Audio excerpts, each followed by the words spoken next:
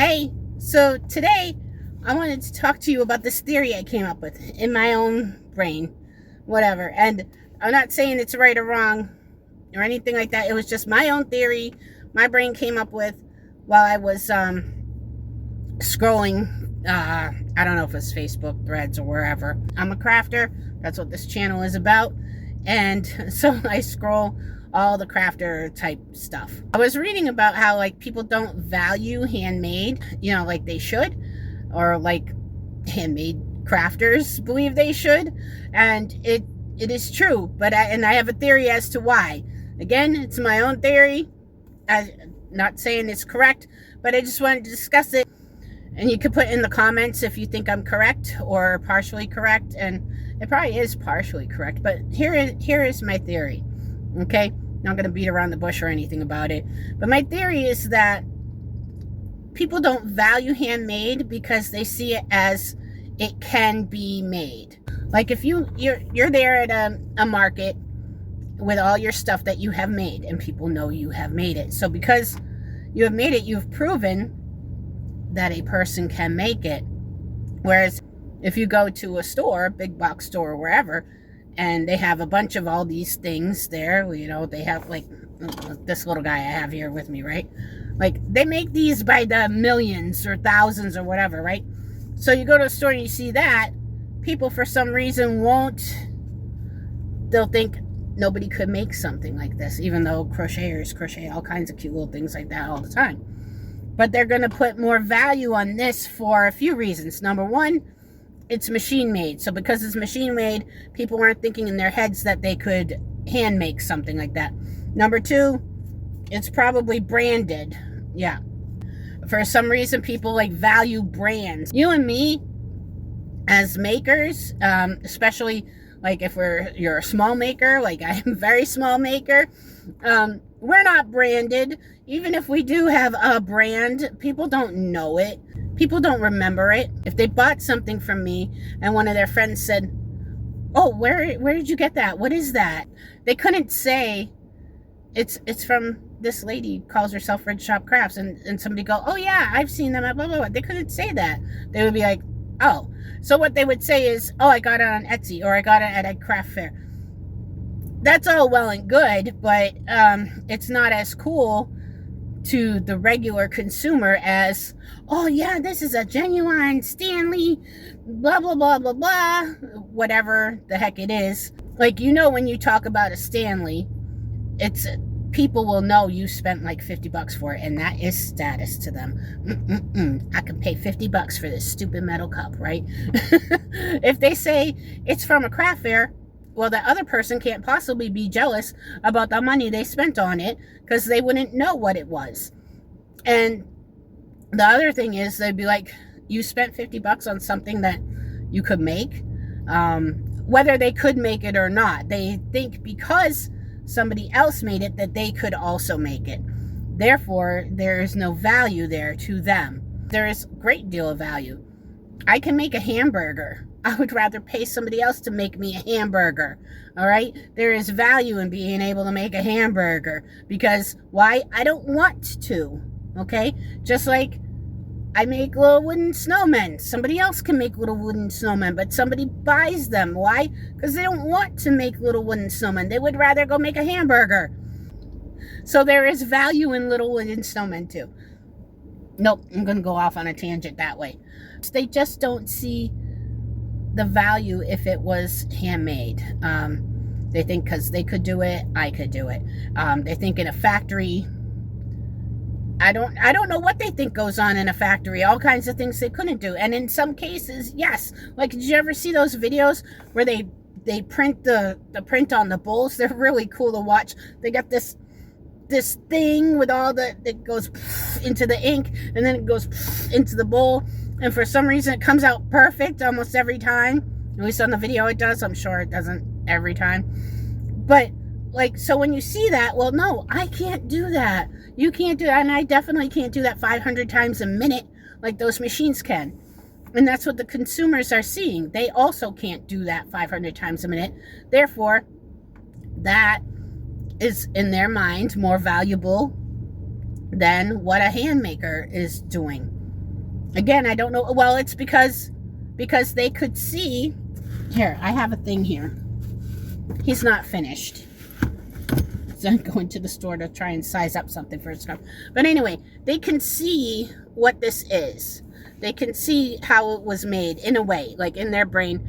They're like, since they see it in front of me at a craft table, they can kind of put together what it was and what it entailed. Not every aspect of it. They don't see that I seal it on all sides 3 times because it's clear, or anything like that, or that I sanded it before and after painting. They can't see those steps, but they can see what it's made of, and they can think to themselves, oh, I can go home and I can go make that myself too. So because of that, that's what keeps a lot of people from buying. If they see that I'm selling this for however many dollars or whatever, they're going to balk at it, because they think they can make it too. And it's an age-old argument in a way in the crafting world, where people always say, I can make that, or I know someone who can make that, and whatever. And crafters always want to prove that, well, no, I do this and this and this technique and whatever. They don't care. The consumer doesn't care how you did it, or what your technique is, or how unique your working is.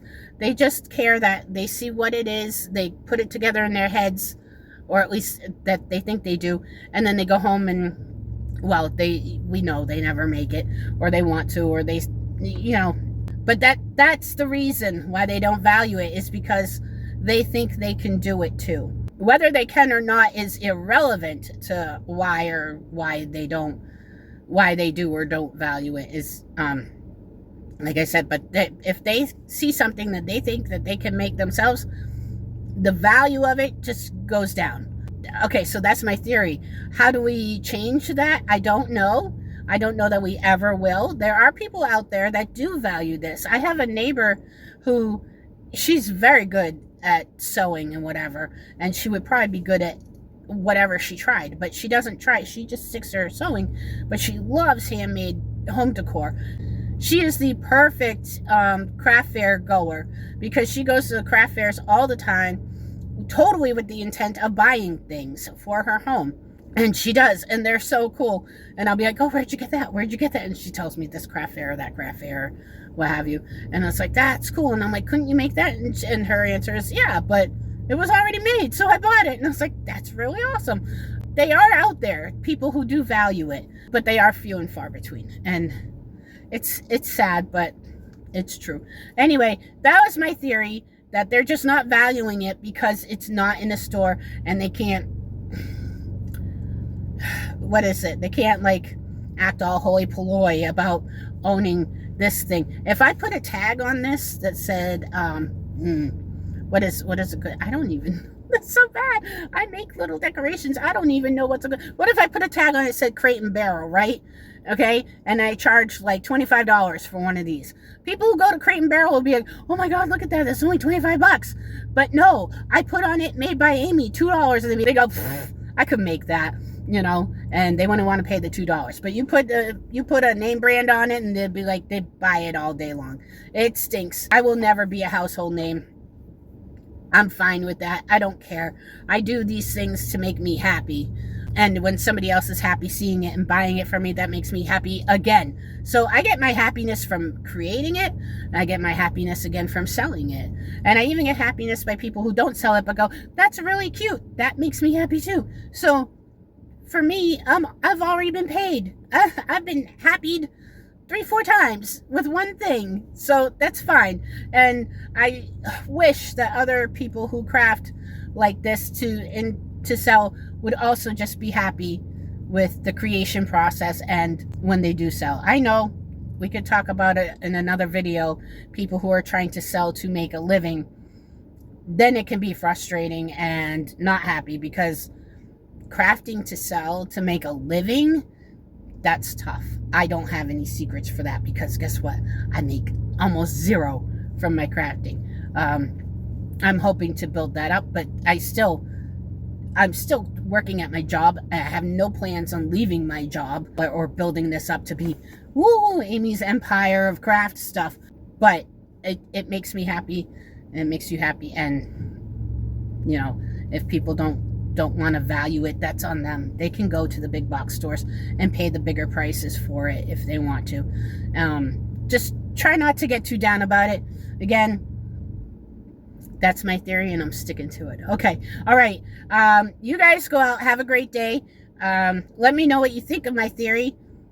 And I hope I didn't go off on too many tangents, and I'll just edit those out if I did.